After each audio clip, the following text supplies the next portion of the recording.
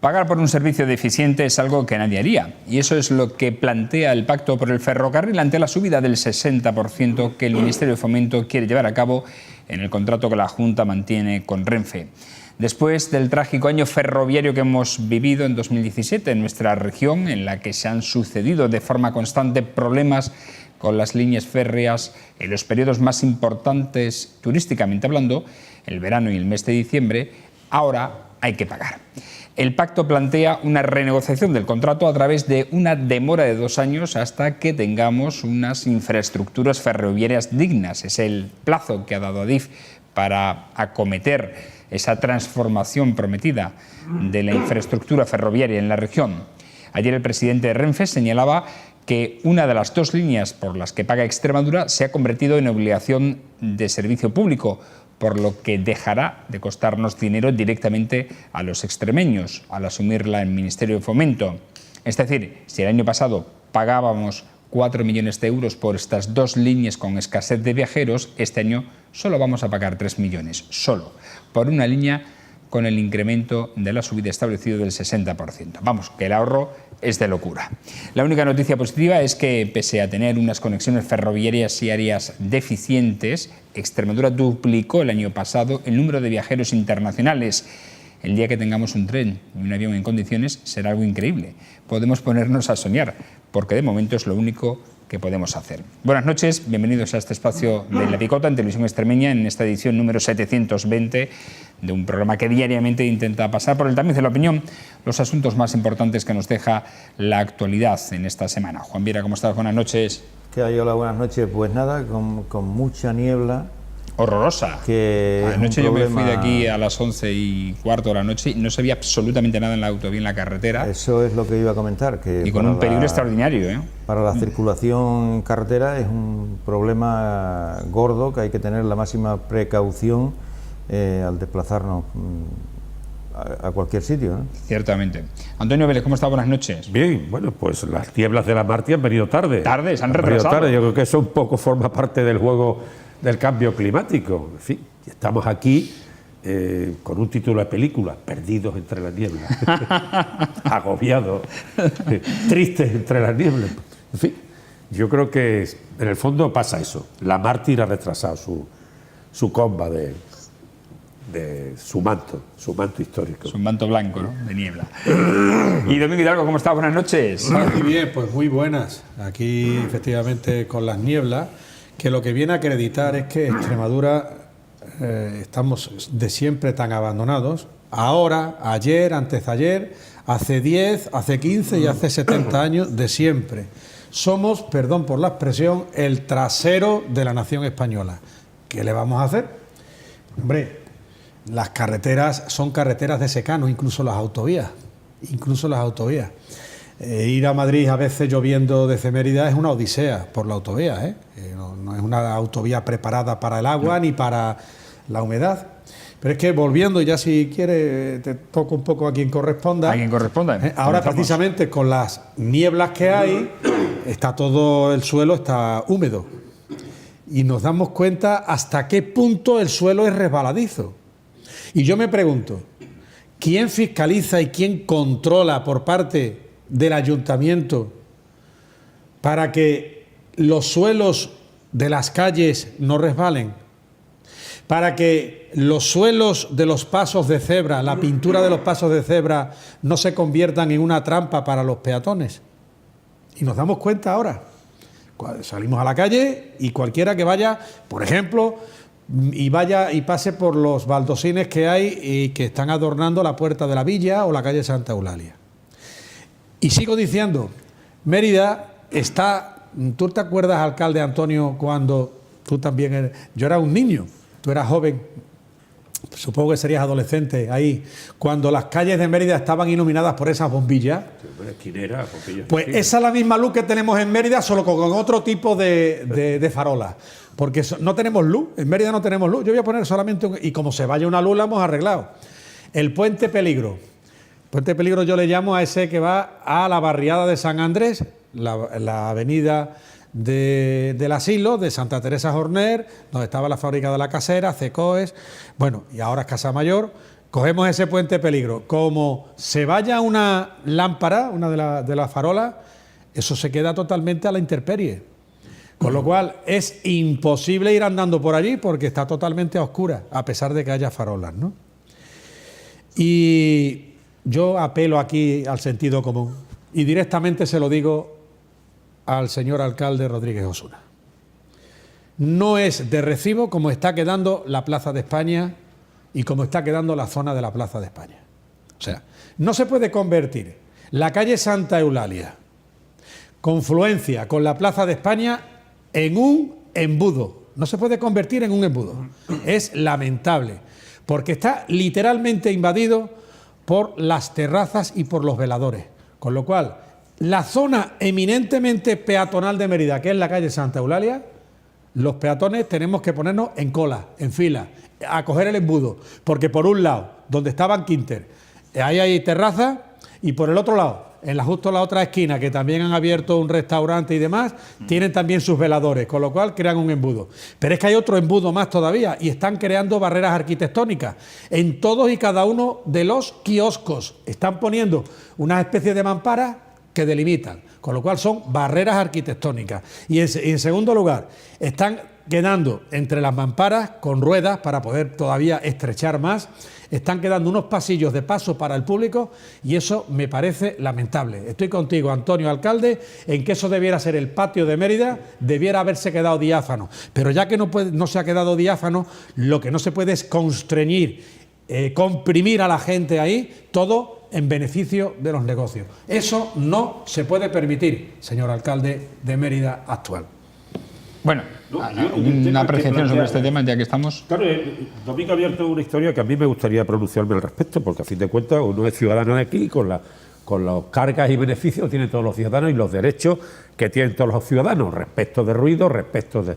Pero efectivamente, aquí en esta tertulia siempre hemos planteado el tema lumínico nocturno. Es posible que en los ratios normativos sea correcto, pero en los ratios de funcionales de cuando va uno con el coche por las noches, los pasos de cebra dan miedo. No se ven. Dan miedo. Y sobre todo porque el peatón puede tener la normalidad de pasar sin preverlo y vas un poco encogido, es verdad. Es verdad que también algunos van un poquito más veloces, pero yendo muy despacio, incluso los pasos de peatones dan miedo. No voy a decir que los ratios lumínicos sean inadecuados, pero da la sensación de que ese tema puede ser excesivamente opaco respecto de la luminosidad global, y que quizás había que repasarlo. Yo en eso creo que es una definición que esta tertulia la ha tenido siempre clara. Y segunda historia, lo de la Plaza de España empieza a ser incómodo para mucha gente que se aperciben de que hay 4 entradas constreñidas, encajonadas. Y eso, claro, eso no responde al juego global del cambio de unos kioscos, porque ya empieza a invadir un espacio que es verde y por lo tanto es público, no es privativo. Aceptemos de que hay unos kioscos históricos, se modifican, que habría que ver también si cuando se levantaron estaban asistidos de la legalidad. Ahora que la gente busca la legalidad y que podemos encontrar por un gesto administrativo una alcaldesa, como una exalcaldesa como Carmen Guerra en la cárcel, lo cual me parecería un despropósito. Pero claro, si hay que empezar a mirar todo el tema, que además hay que hacerlo, con la legalidad con lupa, hay que ver por qué se construye un espacio público. Cuando un espacio público en la plaza es espacio público y las laterales, los laterales de la Plaza de España, las fachadas de la Plaza de España, con unas calles que quitando la del viejo Emperatriz, que viene de Félix Verdelillo y va a la calle Castelar, a la calle Castelar, a la calle Salvador, a la calle del Puente, es peatonal. El resto, la China y la delantera del ayuntamiento, es peatonal, con lo cual hay espacio con ganadices para que los negocios tengan las terrazas. Me parece a mí, y lo digo con todo el derecho transversal, ni ser de derecha ni de izquierda, transversalmente, que en los espacios públicos hay que tener mucho cuidado con ellos. Y no se pueden constreñir a 4 entradas muy constreñidas, valga la redundancia. Y en eso estamos de acuerdo. Vamos al tema, vamos a los temas que vamos a abordar directamente después de esta introducción. Hablamos de la terminal de mercancías de San Lázaro, de Mérida, que según el presidente de Renfe, que ayer visitó la ciudad, la capital extremeña, prevé ampliar la frecuencia de trenes con Portugal en breve, así como abrir una relación Mérida-Madrid en la terminal de Abronigal. Así lo ha anunciado, como decimos, el presidente de Renfe en su visita en la jornada de ayer a la Mérida. Hasta el momento se están fletando 2 trenes por sentido a la semana entre Mérida y Portugal, lo que supone el transporte de 35 contenedores que albergan 1.400 toneladas de productos hortofrutícolas y perfiles de aluminio en cada trayecto. Los planes de desarrollo a corto plazo apuntan a llegar a 3 trenes a la semana a Portugal, mientras que a medio plazo ya se prevé que se ponga en marcha una línea a Madrid. El partner de Renfe en esta terminal de mercancías es la portuguesa Midway, cuyo responsable señala la necesidad de mejorar las infraestructuras ferroviarias, ya que estos trenes hacen más de 350 kilómetros entre ida y vuelta que el transporte por carretera, lo que evidentemente puede ser un hándicap en cuanto a costes se refiere. Domingo. Bueno, a mí me parece muy bien, porque eso conlleva, en primer lugar, que hay circulación de mercancías. Todo lo que sea circulación de mercancías conlleva desarrollo económico. El desarrollo económico conlleva ineludiblemente la creación de puestos de trabajo y el flujo económico en una sociedad, que en este caso, y en una ciudad, que en este caso es Mérida. Hay que ir poco a poco, porque además esto parecía que iba a ser la gallina de los huevos de oro. Se ha hablado tantas veces de esto y hecha esta plataforma lleva muchísimos años. Creo que eras tú alcalde cuando se hizo la plataforma esa, ¿verdad, Antonio? Sí. Bien, y ahora parece que se está poniendo de nuevo en valor. Bienvenido sea, pero claro, hacen falta más infraestructura para que no se quede aquí solamente, sino que esto prosiga. Juan. Bueno, yo repetir un poco lo que comenta Domingo, la necesidad de incluso las propias empresas estas que llevan a cabo el transporte de mercancías, la UTE esta de Medway y Renfe, exigen infraestructuras, ¿no? Entonces lo que hace falta es que esas infraestructuras, modernizarlas, desarrollarlas y que la plataforma, en este caso de Mérida, pues disponga de unos instrumentos adecuados para que esa comunicación comercial con Portugal sea importante, ¿no?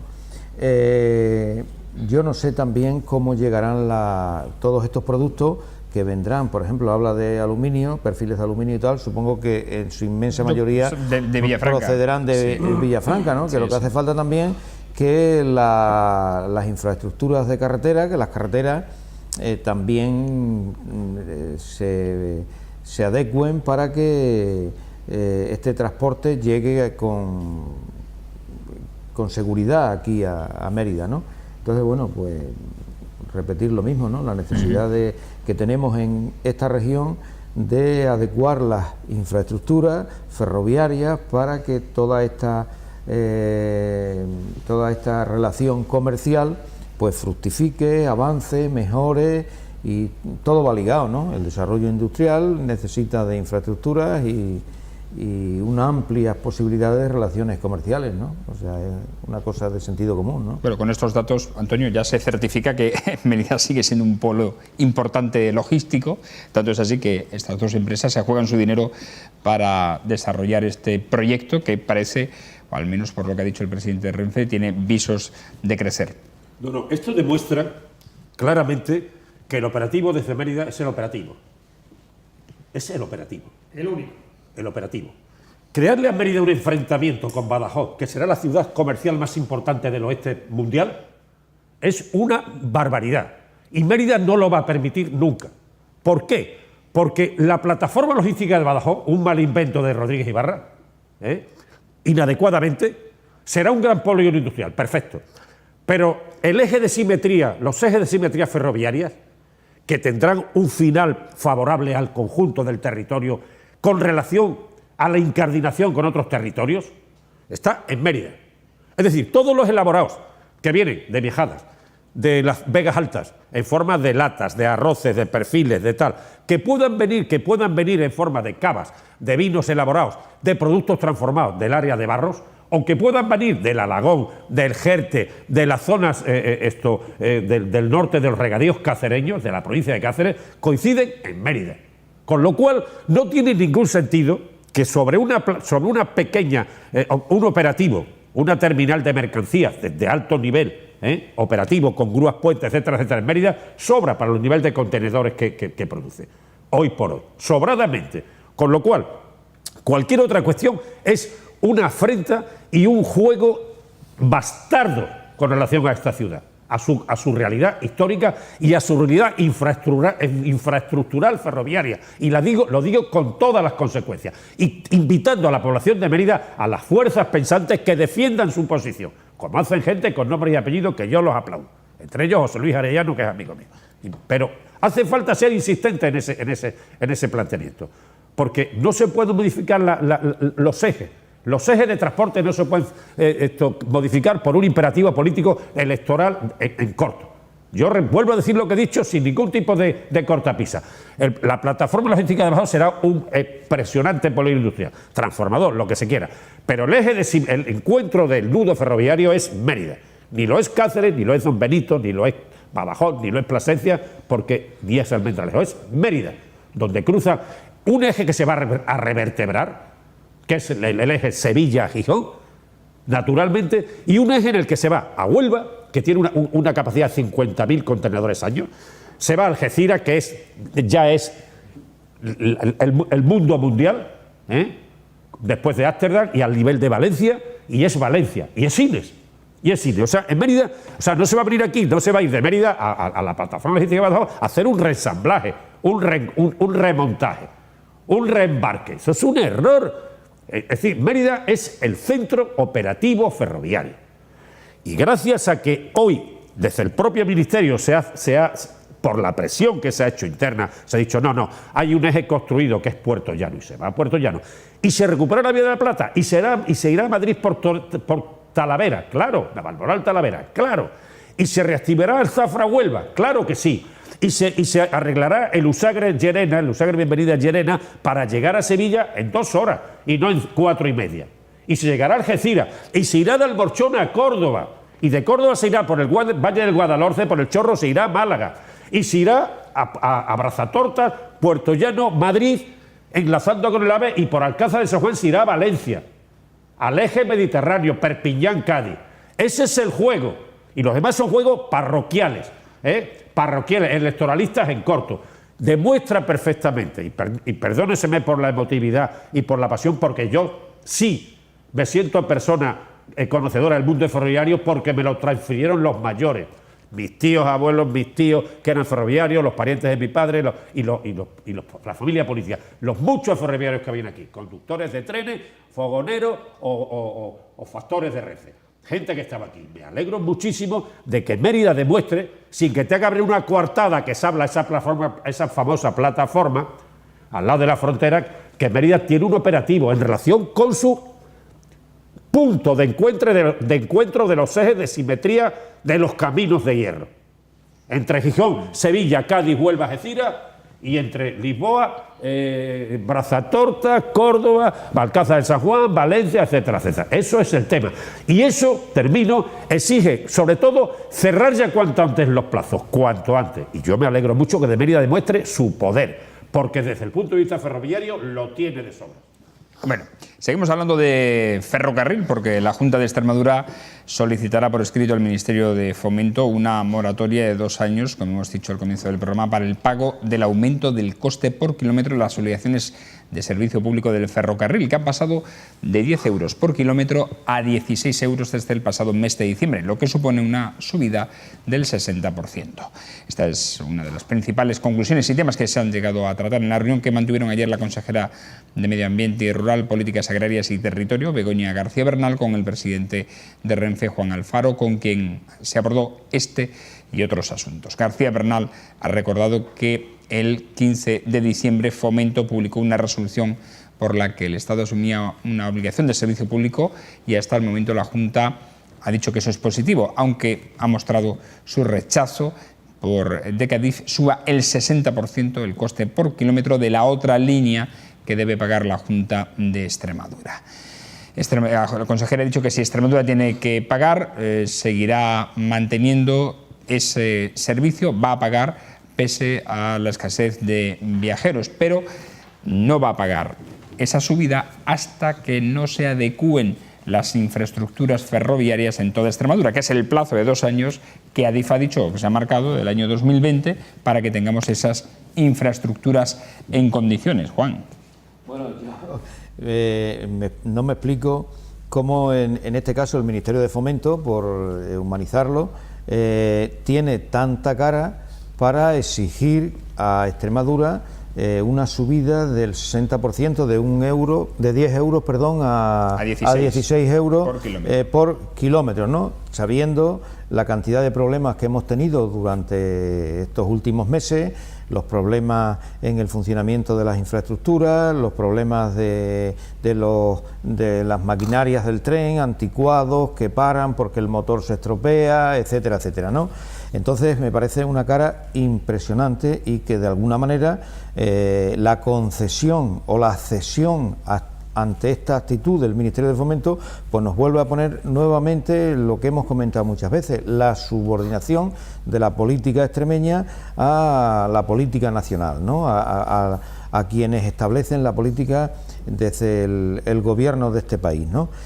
Yo creo que de alguna manera hay que mostrar que los extremeños, y se hizo esa manifestación tan importante donde Extremadura de alguna manera expresaba el sentimiento de que hay que modernizar esas infraestructuras. Yo creo que en este caso la consejera de alguna manera debe hacer uso de ese arma que los extremeños le dieron en esa manifestación, para plantarse y decir que bueno, hasta aquí hemos llegado. Lo que no puede ser es buscar como solución o como justificación de cierto rechazo a esa decisión del Ministerio de Fomento de decir, bueno, vamos a pedir 2 años de moratoria hasta que las infraestructuras estén medio en condiciones y Adif las prepare y tal. A mí me parece que no es la solución esa, que la solución de una vez es plantarse ante esta actitud del Ministerio, exigir trenes modernos, exigir que las infraestructuras cuanto antes se adecúen y que ya está bien de la cuestión. Antonio, bueno, otro asunto. Parece que ha habido un juego de chalaneo, ¿no? Es decir, hay un hecho realmente importante, que es cuando se dice, se le quita a alguien la venda de los ojos y dice, vale, perfecto, voy a Puerto Llano, claro. Porque es que parece increíble que no se fuera a Puerto Llano, que la mitad de la población de Extremadura o más, en relación con ese eje, Benito, Villanueva, Badajoz, Mérida, Almendralejo, Villafranca, en fin, todo el mundo que está ahí, Cáceres, en relación básicamente con ese eje, que es un eje histórico, que no es un eje nuevo inventado, como algunos han pretendido en algunas otras zonas de Extremadura, han pretendido pensar que era una grave y una puñalada. Ese eje es un eje histórico desde 1860 y tanto. En consecuencia, llegar a Puerto Llano era vital. Y además resambla el gran eje diametral ferroviario ibérico. El único gran eje diametral longitudinal del ferrocarril en España. No hay otro eje, en Lisboa-Valencia. Es decir, en una comunidad europea donde todos esos elementos de inversiones están absolutamente tipificados, no se entendía que eso no fuera. Y entonces se activa. Pero luego, claro, eso se convierte en una obligación de servicio público y automáticamente la Junta se beneficia, pero automáticamente el Ministerio le mete, valga la redundancia, la puñalada trapera y le sube la cuota para que el resto pague. Se ahorra 1 millón, no 3, ¿no? Que era lo que en principio, o 2. Se podía ahorrar 2. Exacto. Bueno, pues entonces yo en este aspecto yo creo que la Junta debe de seguir, y va a seguir sin duda alguna, RQR defendiendo una posición. Con un juego que yo siempre también recomiendo, que debe haber una cordialidad muy poderosa con los actores ferroviarios, Renfe, Adif, para que, como decía antes en la otra intervención, el juego de quemar etapas, para conseguir cumplir los proyectos de incardinar ferroviariamente a un territorio como este, se acorten lo más posible, para llegar a Sevilla, para llegar a Córdoba, para llegar a Alcázar de San Juan y Valencia, para llegar a todos y llegar recuperando la Vía de la Plata, no como camino verde, paseo verde, no, sino como ferrocarril nuevo, y el eje de Almorchón igual. Entonces quiero decir que la Junta va a estar ahí RQR. Ahora bien, a mí lo que me sorprende en el fondo, como corolario de esta historia, es que cuestiones que deben ser del conjunto, como bien decía Juan, en relación con el transporte, no sean más recentralizados, no sean más estatales, más jacobinos, más del Estado, más del conjunto. O sea, que a una pobre comunidad autónoma que tiene que hacer filigranas para sacar adelante la sanidad, lo otro y lo otro, respecto de otras comunidades, con nombres y apellidos, que se llevan la fiscalidad de Iberdrola, por ejemplo, y me refiero a Euskadi, se encuentra en la tesitura que se encuentre. Yo creo que esto sí que había y cuidado, los partidos grandes, los del viejo juego alternante, que yo aplaudo y apoyo y me parece la razón, se encuentran con dificultad ahora para mantener su discurso. ¿Por qué? Porque sale una tercera persona que hace un discurso más simplista. ¿Por qué? Porque a lo mejor no pueden decidir 17 varones, sean de un signo o de otro, a la hora de tomar un acuerdo. Y esto es un problema sobre temas trascendentes, y un tema trascendente es el transporte. Y es, para mi opinión, obligación de servicio público todo el transporte. Por lo tanto, yo sé que la Junta va a seguir peleando, estoy convencido, para que ese charlaneo no sea ventajista para DIF y Renfe, y creo que lo que debe hacer también conjuntamente en una colaboración muy operativa con los propios actores centrales, es quemar etapas y llegar a los sitios, llegar a las metas, que es donde hay que llegar. Domingo, ¿qué opinas? Bueno, que llevamos con titulares periodísticos del tema ferroviario de siempre. Desde 1990 para acá estamos siempre con los titulares del tren.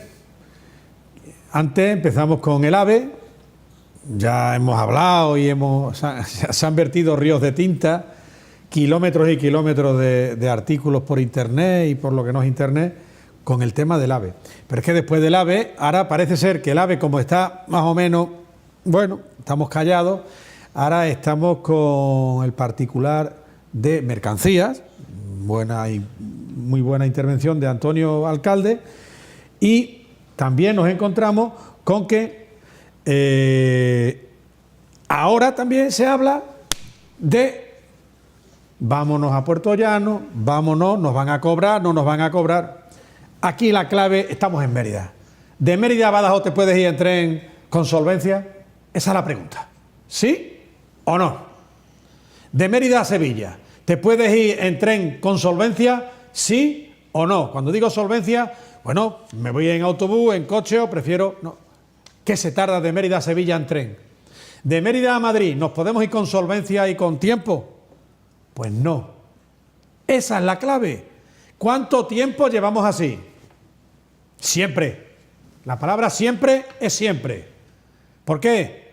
Porque da la santa casualidad que somos muchos, o sea, Extremadura es un territorio de muchísimos kilómetros cuadrados, mucho territorio, mucha tierra y con muy pocos habitantes. Y que no pintamos nada. Eso es lo que tenemos que asumir. Yo entiendo que las instituciones, que los terminales mediáticos, que los jefes de prensa quieran sacar titulares periodísticos, ahora en los medios, en todos lados, para decir que se está haciendo algo.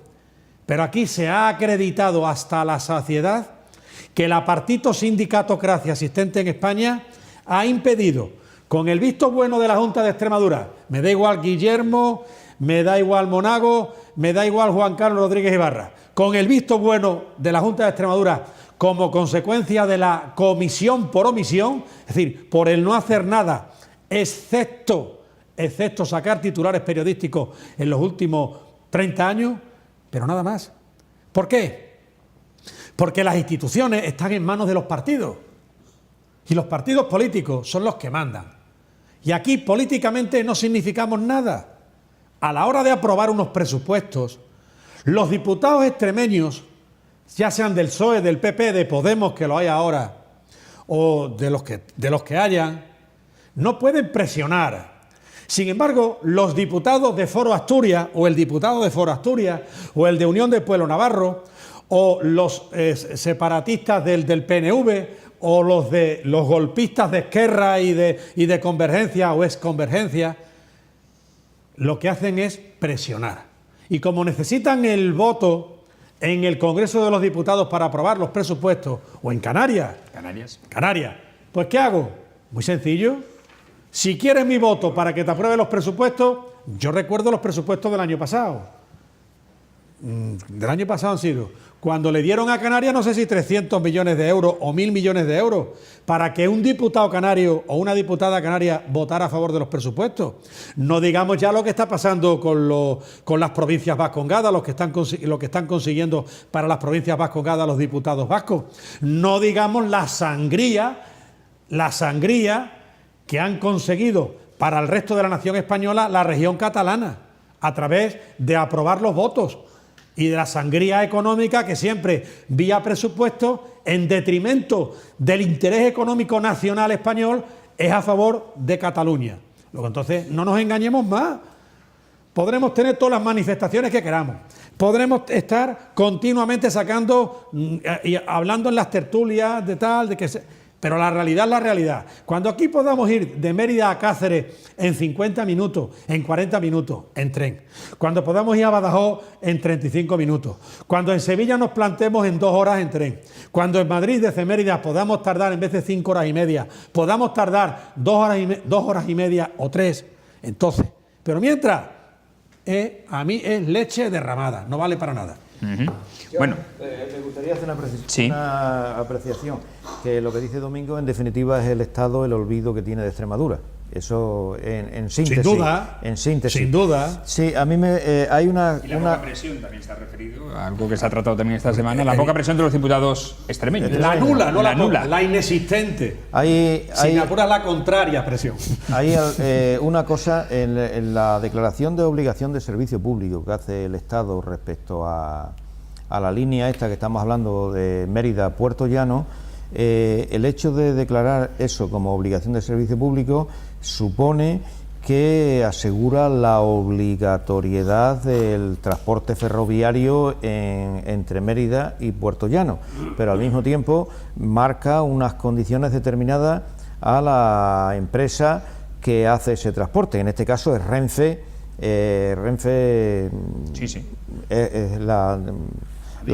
Adif es la de la infraestructura. Renfe son los trenes. Es que le llaman otra cosa, Renfe guión... Bueno, hay Renfe Mercancía, Renfe Viajeros. El grupo Renfe son 4 empresas públicas. Renfe, la que se dedica a las personas, ¿no? Y tal, ¿no? Entonces le establece unos precios, unas condiciones determinadas, etcétera, etcétera, ¿no?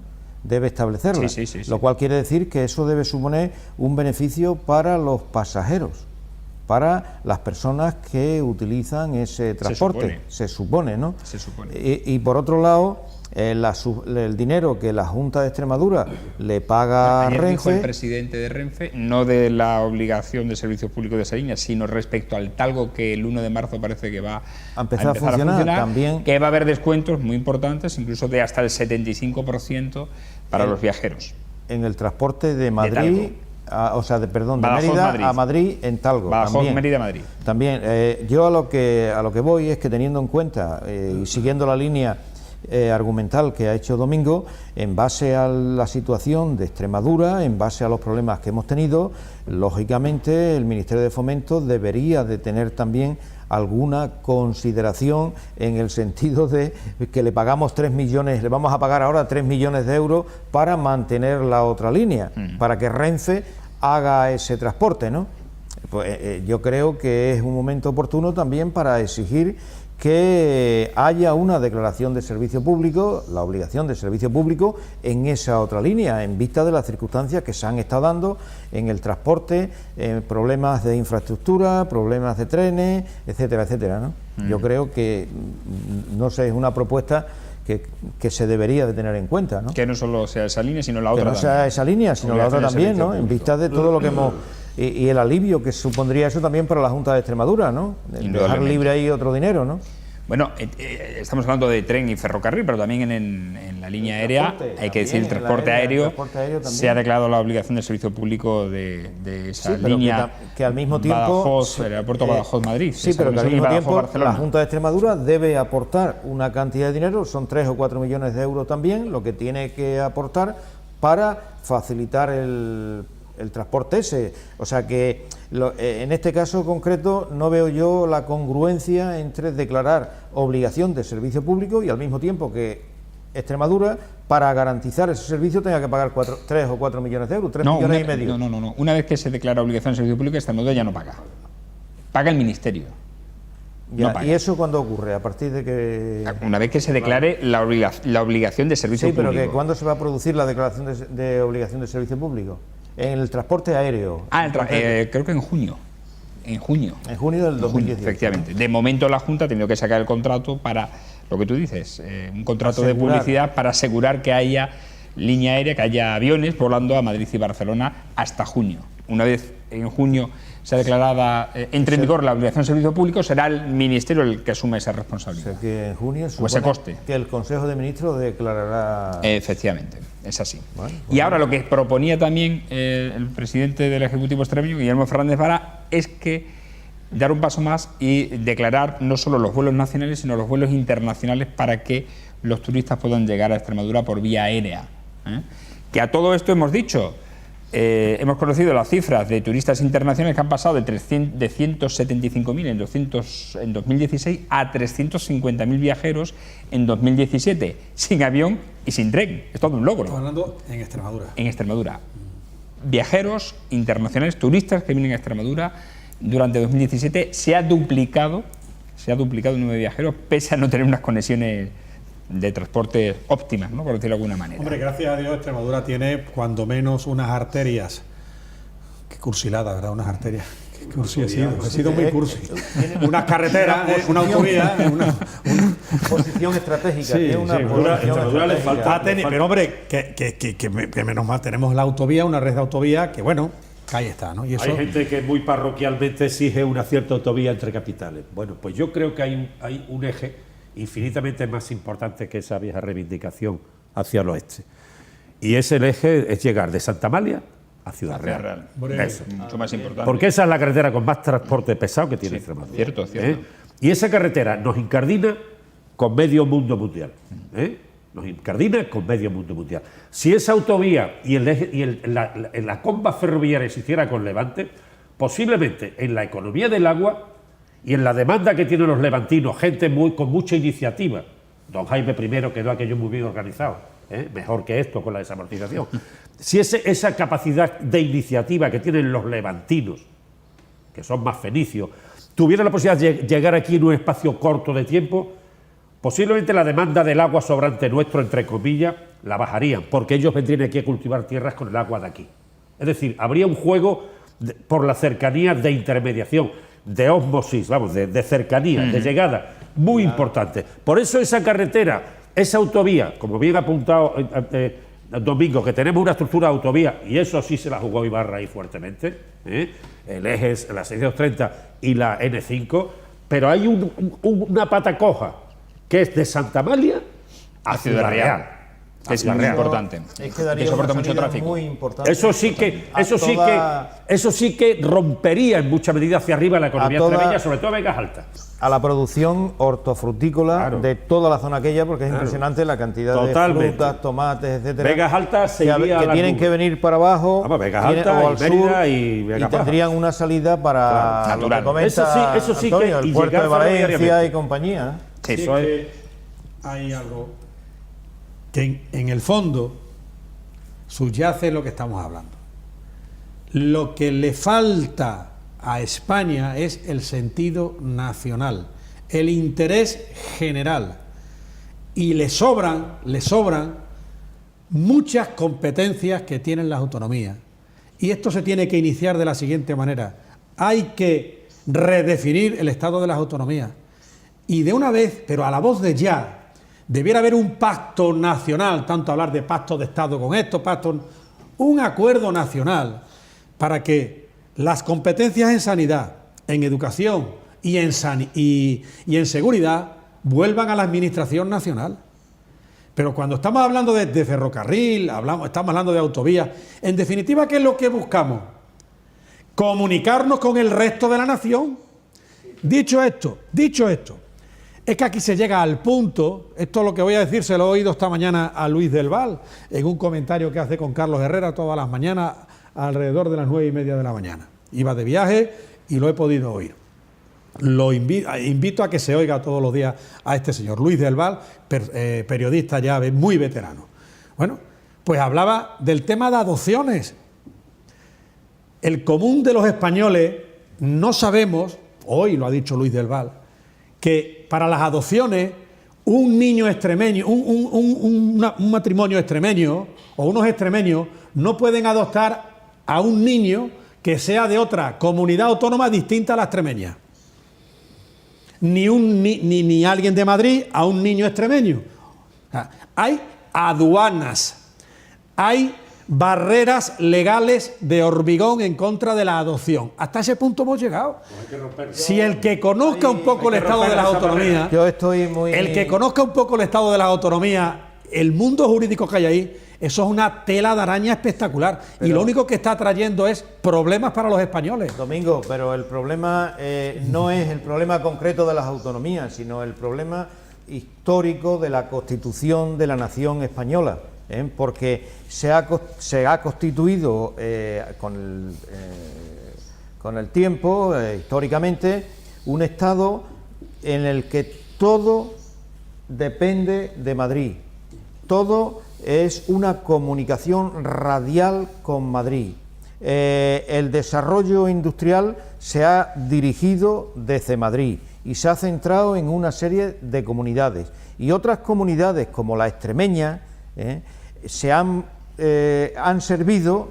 utilizado para proporcionar mano de obra barata por la dirección de la política nacional desde Madrid para producir alimentos con el plan del Guadiana. En el momento del desarrollo industrial había que producir muchos alimentos para que los salarios no subieran, etcétera, etcétera. Y para eso hemos servido los extremeños. Entonces, ahora llevamos ya unos años, desde incluso en el comienzo de la transición, que es cuando empieza el movimiento autonómico en Extremadura, el que nos empieza a dar cierta voz, que poco a poco habrá que ir retomándola y exigiendo lo que lógicamente nos pertenece: carreteras, desarrollo industrial, etcétera, etcétera, etcétera. Bueno, es otro debate paralelo al que hay que dedicar también un monográfico. Eso se ha dicho aquí: Extremadura es una colonia interior del Estado. Venga, vamos a otro asunto rápidamente, porque tenemos que abordar un último punto antes de acabar el programa. El PSOE exige al gobierno de Mariano Rajoy elevar los recursos para educación, sanidad, dependencia y servicios sociales para llegar a un acuerdo sobre financiación autonómica, que es una de las grandes cuestiones que han quedado pendientes en 2017 y que se supone debe abordarse en este ejercicio. Los socialistas reclaman al Ejecutivo que, si quiere un pacto con el principal partido de la oposición, acepte destinar a educación un 5% del Producto Interior Bruto, ahora es un 3,6%, un 7% a sanidad, actualmente está en un 5,57%, y un 2% en dependencia, excluyendo la renta mínima, según ha explicado el secretario de Organización, José Luis Ábalos. El número 3 del PSOE ha confirmado que Pedro Sánchez y el presidente del Gobierno han acordado pactar el modelo de financiación autonómica y la política del agua.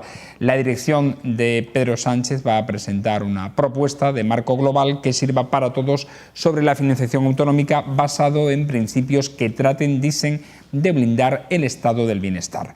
El PSOE exige, en paralelo, abordar la financiación local, en la que plantea modificar la regla de gasto para que los ayuntamientos con superávit puedan ejecutar políticas sociales.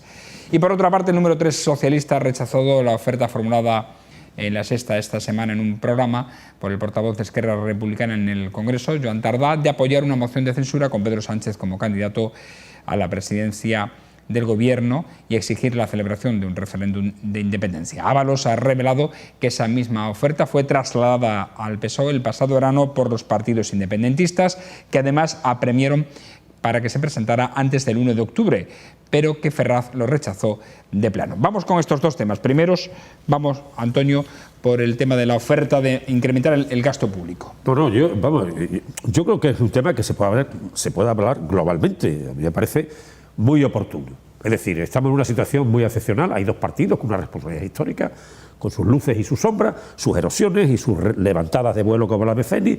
La alternancia es así, es así. Si se pierde la confianza, se va uno a la oposición, vuelve a levantar vuelo. Esa es la historia. Y hay referencias. El mundo no está como para tirar cohetes y permitir que aquí opine, que manden Google y Facebook. O sea, el mundo está como está.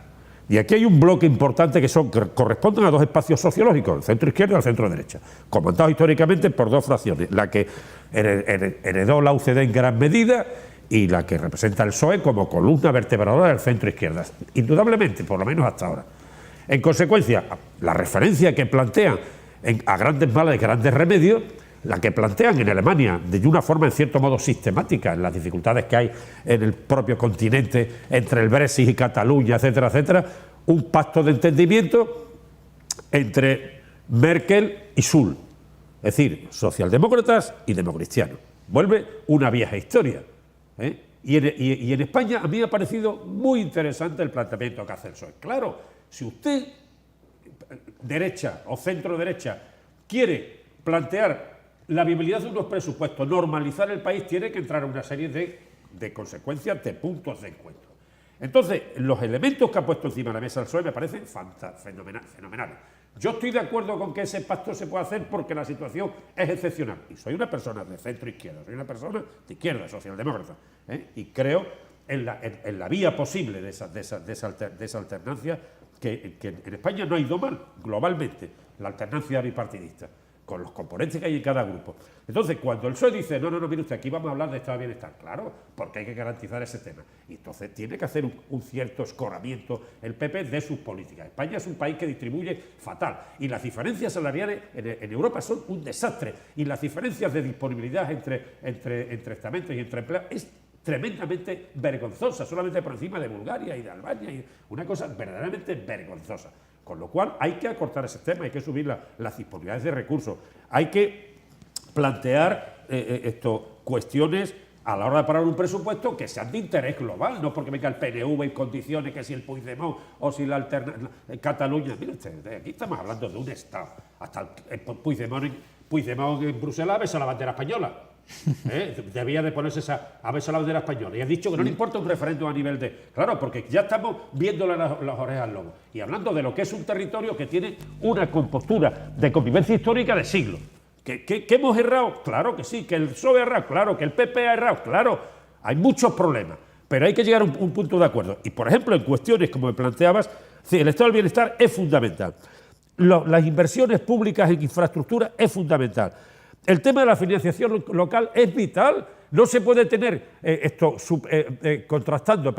nivelando el déficit global del Estado con la penuria de los ayuntamientos. Yo he sido alcalde de una ciudad y sabía perfectamente que me podía endeudar en base a los recursos ordinarios liquidados, no de boquilla, los realmente liquidados. Eso te daba una posibilidad de poder avanzar sobre tus sacrificios anteriores. ¿Sí? Eso está claro.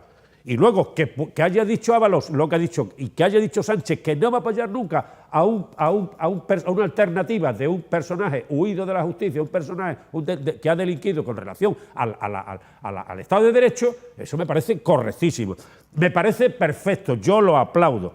Y lo que ha dicho Tardá respecto de una moción de censura, hombre, no me vengan con historias a toro pasado a hacer revisionismo de escenas anteriores, retrospectivas, porque ahí bastante problema tuvo Pedro Sánchez con asentar una cierta situación y bastante que ahí mismo recibió del líder de Podemos, del narcisista Pablo Iglesias. Con lo cual, yo creo que se abre un escenario de posibilismo excepcional. Me parece que el PSOE es lo que debe de hacer.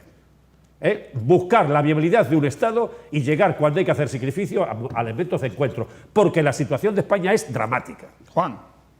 Bueno, yo lo primero que tengo que decir es que echo en falta por parte del Partido Socialista lo que es una política fiscal progresista, porque antes de meternos en una financiación autonómica, antes de meternos en políticas de gastos sociales, etcétera, hace falta que el Estado disponga de medios económicos y por lo que estamos viendo el Estado cada vez dispone de menos medios y esos medios económicos proceden en un porcentaje cada vez mayor de las rentas del trabajo, de tal manera que las rentas del capital, los grandes capitales, las grandes empresas, la banca, etcétera, su cotización a los medios para la financiación del Estado cada vez es menor. En las rentas del trabajo hablamos de trabajadores, pequeñas empresas, autónomos,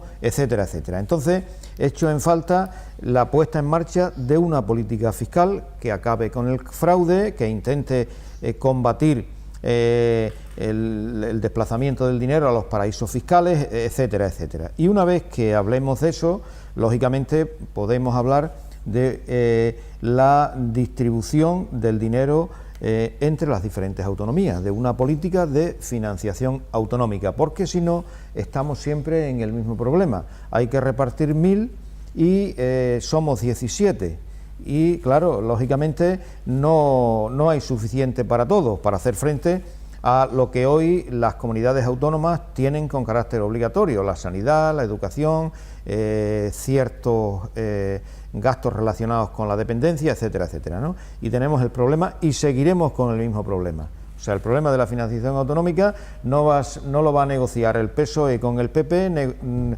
negociando en los próximos días, ni porque Pedro Sánchez quiera hacer la solución esta. Y después hay otra cuestión fundamental, que hay que acabar con la ley que prohíbe a los ayuntamientos gastar los excesos, el superávit de sus presupuestos, porque ese dinero lo está utilizando ahora mismo el Gobierno para justificar sus planteamientos económicos en la Unión Europea. Y hay miles de millones de euros que están a disposición de los ayuntamientos y que se pueden utilizar en políticas sociales. Eso es una cuestión ¿sociales o inversoras? Sí, inversoras, beneficio a la sociedad en general, ¿no? Eso es una cuestión que Pedro Sánchez tiene que exigir radicalmente acabar con ello. Y bueno, y después ya hay una serie de cuestiones de carácter político que estamos hablando aquí, como que yo creo que Pedro Sánchez no va a llegar a ningún sitio por una razón muy simple, porque sus cambios de posiciones desde que los militantes socialistas le dieron su apoyo, ha sido una posición en un principio radical, exigiendo un cambio del gobierno, exigiendo una moción de censura a Rajoy. Vamos a hablar después, brevemente, vale. De la moción de censura. Primero con este tema del incremento del gasto social. Plantear una cuestión, que los países de la Unión Europea y especialmente Alemania, que es el núcleo fundamental y económico de Europa, está realizando unas políticas muy insolidarias y las ha mantenido con la coalición de Merkel con el Partido Socialdemócrata, por una razón muy simple, porque con el SPD, ¿no? Por una razón muy simple, se ha dedicado más a la exportación, a acumular dinero a base de la exportación, que a llevar a cabo una política de gasto, de consumo interno, de gasto social, que tirase de las economías europeas. Domingo. Y si es lo mismo de lo que se espera, pues apañado. Seguimos con el asunto del incremento en partidas sociales. ¿Quién va a decir que no se hagan incrementos a las partidas sociales? Pero el problema es más de fondo, El estado del bienestar es muy necesario. ¿Cómo no? Va a ser necesario el estado del bienestar y el interés general. Pero es tan necesario hasta el punto de que el estado del bienestar, para mantenerse, no ha de permitir que el bienestar acabe con el Estado. Porque el estado del bienestar hay que financiarlo, hay que sufragarlo. Entonces, uno puede dar lo que tiene, lo que no tiene no puede dar. Y claro, a veces el estado del bienestar a lo mejor está con obesidad mórbida y a lo mejor hay que llevarlo a sus justos términos, a través de la justicia social, pero llevarlo a sus justos términos. Yo sé que esto que digo, bueno, se puede malinterpretar, no es el caso. Yo hago la siguiente pregunta. Los ingresos son limitados. Cualquiera, un padre de familia, una madre de familia, un empresario, un trabajador, sabe que tiene ingresos limitados. Aunque parezca mentira, las administraciones también saben que los ingresos son limitados. Antes, al contrario, los gastos, pensemos en una unidad familiar o en una empresa o en uno mismo o en una institución, los gastos pueden ser infinitos. Los gastos pueden ser infinitos. Es decir, estar totalmente descontrolados. Entonces, jugar entre gastos infinitos, que pueden ser infinitos, e ingresos que inevitablemente son limitados, obviamente ese juego, compaginar eso, no es fácil. De ahí devienen las bancarrotas, de ahí devienen los déficits, de ahí vienen los endeudamientos, de ahí devienen cómo en algunas naciones, como pueda ser Venezuela, como pueda ser Corea del Norte, como pueda ser Cuba, como fue la Unión Soviética, daban el crack económico. ¿Por qué? Porque gastos ilimitadamente, pero no obtenían ingresos. Y ahí es donde está la clave. Hay que crear una sociedad, un estado del bienestar, Antonio Alcalde, pero desde la realidad, no desde el venga, todo el mundo es bueno.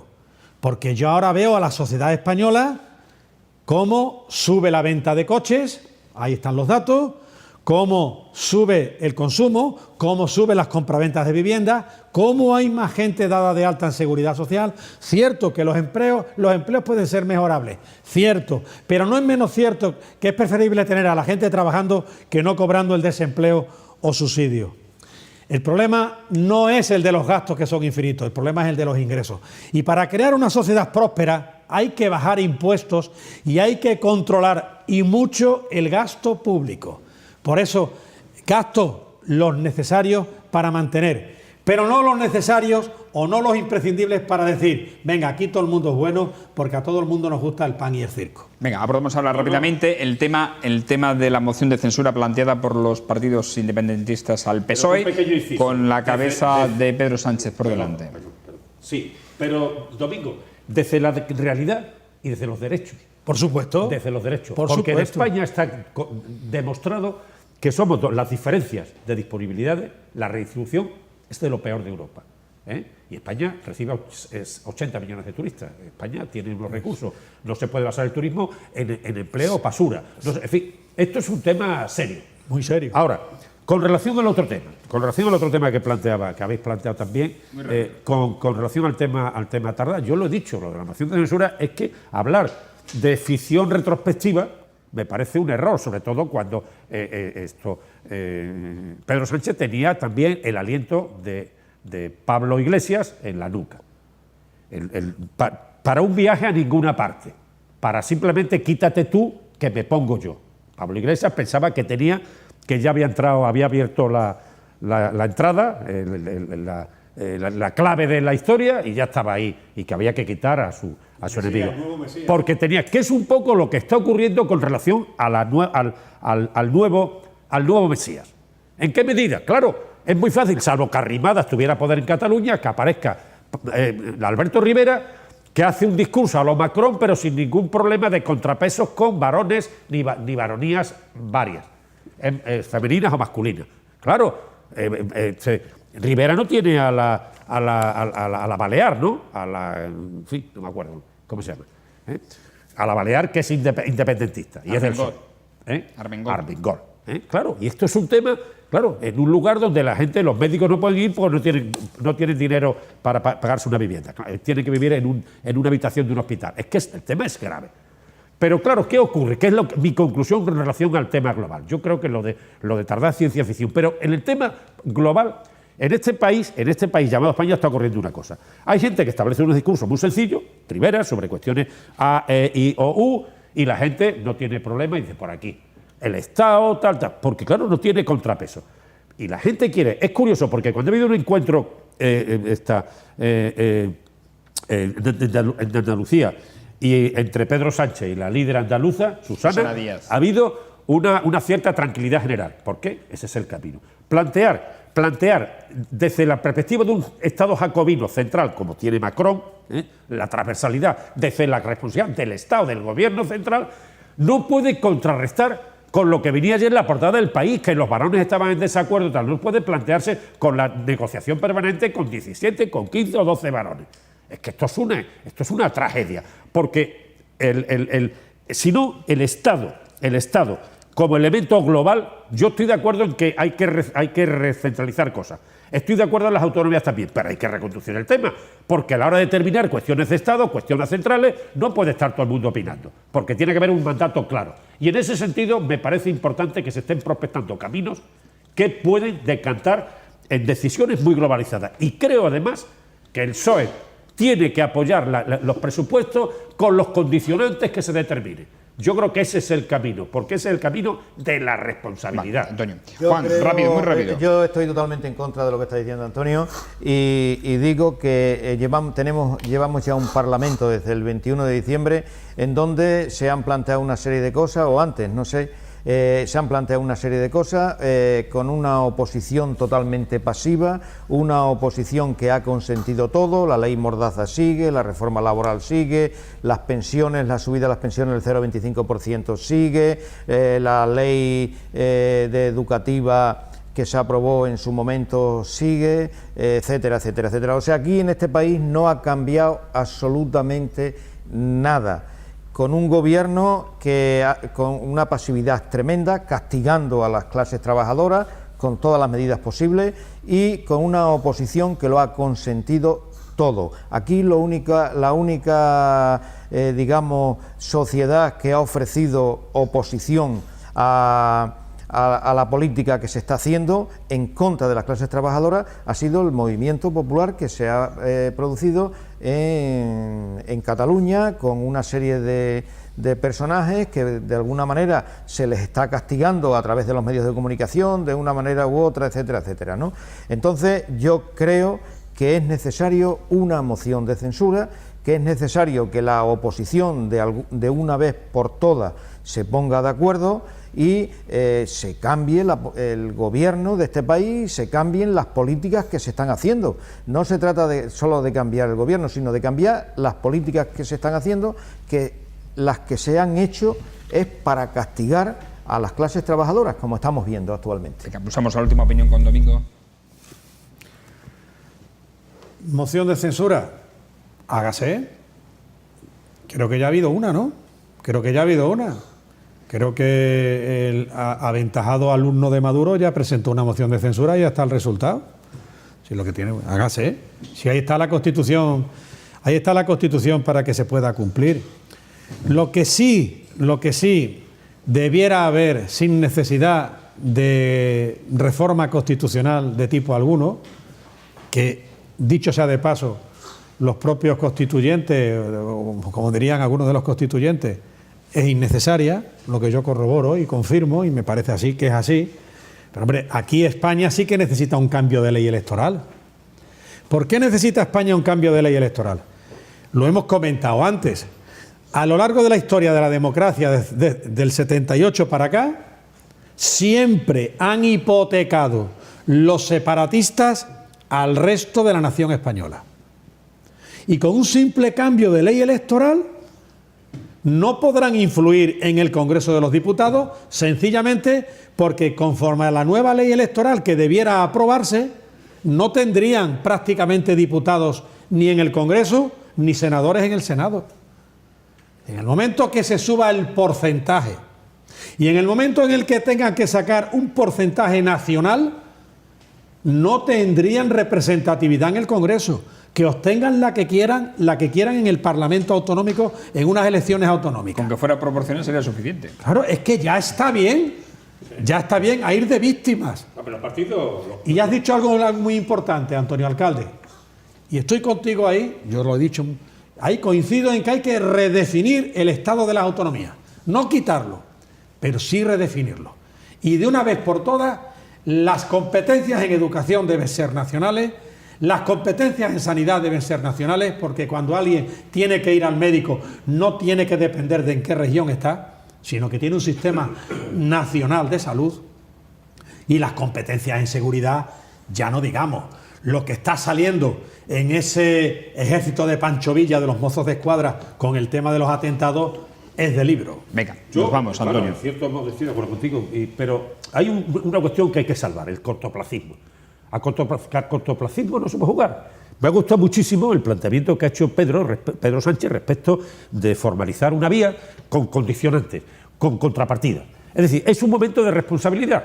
Yo comprendo que habrá gente que no le guste, pero yo creo que es un momento de responsabilidad. No se puede abrir un melón para que aparezca alguien que no tiene ninguna experiencia de gobierno y que, bueno, nos puede llevar donde por cansancio, por lo que sea. Hay dos grandes actores, PP, PSOE. Tienen que llegar a un planteamiento en este estado de excepcionalidad que convenga a la nación, al Estado, al país, a España.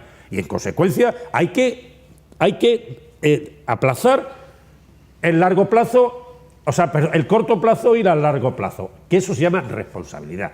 No se puede quedar en manos de un oportunista, llámese PNV, llámese una fracción de donde sea, para aprobar unos presupuestos, sino que hay que ir a un planteamiento. Me parece muy bien que el PSOE diga, quiero esto, claro, perfectamente, pero hay un problema de responsabilidad y hay que salvar el modelo, porque lo demás ha sido un juego de mentiras, incluyendo la de Iglesias cuando planteó una opción de censura. Aquí hay que plantear la responsabilidad. Y por eso habrá que ir a un planteamiento de Estado donde los dos partidos convengan salidas. Bueno, nos vamos, señores, no hay tiempo para más. Agradecemos, como siempre, la presencia de nuestros picoteros. Gracias a Domingo Hidalgo. Hasta la próxima semana. No, que no tenemos, porque empiezan los carnavales. Ah, bueno, pues no. El miércoles no, el miércoles sí hay, perdona, sí hay. Es el jueves cuando no hay, ciertamente. El miércoles sí tenemos picota, ¿eh? Pues sí nada, podemos cuando hacerlo. tú ordenes será un placer estar aquí contigo. No nos da tregua. Cuando nos ordenes será un placer. No nos da tregua, ni una cerveza al Nos maltrata. Empiezan los carnavales. Además, tú eres un amante también soy de muy los amante de carnavales. los carnavales. Ayer estuvo una chirigota también en Cádiz, emeritense. Y hizo también un papel digno, ¿no? Así que, y el coro que estuvo también a mediados del mes. Domingo, que hasta la próxima semana. Muy bien, muchas gracias. Gracias a Antonio Muchas Vélez gracias. y también Un a placer. Juan Miera.